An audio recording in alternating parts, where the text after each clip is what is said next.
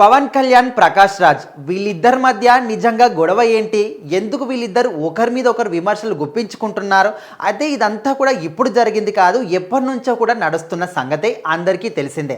అయితే ప్రకాష్ రాజ్ ఏంటంటే social media వేదికగా ఏదో ఒక క్వశ్చన్ వేయడం, దానికి జస్ట్ ఆస్కింగ్ అంటూ ఒక హ్యాష్ ట్యాగ్ పెట్టడం, దాన్ని పవన్ కళ్యాణ్కి వ్యతిరేకంగా మాట్లాడడం, ఇది తరచూ ఆయనకు ఒక అలవాటుగా మారిపోయింది. అయితే రీసెంట్గా మరొకసారి పవన్ కళ్యాణ్ గురించి మాట్లాడడం జరిగింది.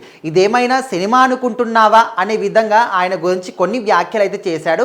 వాటిని ఇటు మెగా ఫ్యామిలీ అభిమానులు, అదేవిధంగా పవన్ కళ్యాణ్ అభిమానులు, ముఖ్యంగా జన సైనికులు మాత్రం చాలా అంటే చాలా సీరియస్గా తీసుకుంటున్నారు. అయితే ఇప్పటి వరకు నువ్వు సనాతన ధర్మం గురించి కావచ్చు, లేకపోతే హిందూయిజం కావచ్చు, వీటన్నిటి గురించి ఎన్ని మాటలు మాట్లాడినా ఎవరు కూడా చూసి చూడనట్టు వదిలేశారు. ఈయన సంగతి ఇంతేలే అనుకున్నారు.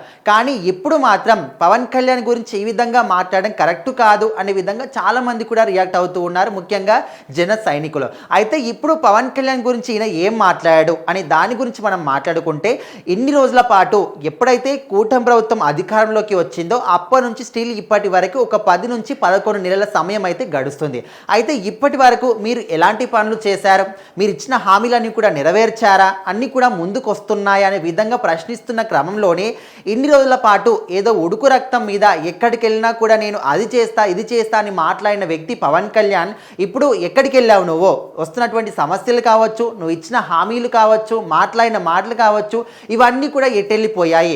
రీసెంట్గా జరిగిన ఏ ఒక్క మీటింగ్లో కూడా నువ్వు సరిగ్గా కనిపించట్లేదు. ఎందుకు అంత ఆసక్తి తగ్గిపోయిందా?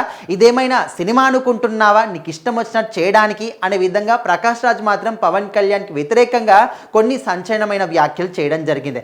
అండ్ జన సైనికులు కావచ్చు, కొంతమంది ప్రజలందరూ కూడా ప్రకాష్ రాజ్కి ఏ విధంగా అడుగుతున్నారంటే, మీ కళ్ళు ఏమైనా పని చేస్తున్నాయా లేదా, రాష్ట్రం మీద జరుగుతున్నటువంటి పనులు కావచ్చు, అభివృద్ధి పనులు కావచ్చు, రోడ్లు వేయించడం కావచ్చు, ఇచ్చిన హామీలన్నీ కూడా తీరుస్తూ వస్తున్నారు. అయితే గత ప్రభుత్వ హయాంలో రాష్ట్రం మొత్తాన్ని కూడా అప్పుల కుప్పగా చేయడం కావచ్చు, వ్యవస్థలన్నీ కూడా అస్తావ్యస్తం కావచ్చు. సో వీటన్నిటిని కూడా ఒక గాలిలోకి తీసుకొచ్చి ముందుగా అప్పులన్నీ కూడా పూడుస్తూ వాళ్ళు చెప్పిన హామీలన్నీ కూడా తీరుస్తూ వస్తున్నారు. మరి ఇవన్నీ కూడా మీకు కనిపించట్లేదా, ఏ విధంగా అడుగుతున్నారు అని కొంతమంది ప్రకాష్ రాజ్ కూడా క్వశ్చన్స్ వేస్తూ ఉన్నారు. మరి దీనికి ఆయన నుంచి ఇప్పటి వరకు కూడా ఇంకా ఒక సమాధానం అయితే కాలేదు.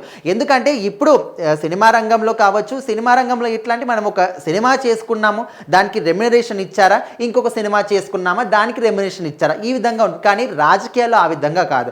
ప్రజలు నిన్ను ఒకసారి నమ్మి ఒక కుర్చీ మీద కూర్చోబెట్టారంటే 5 సంవత్సరాల పాటు ప్రజలకు ఖచ్చితంగా సర్వ్ చేయాల్సిందే.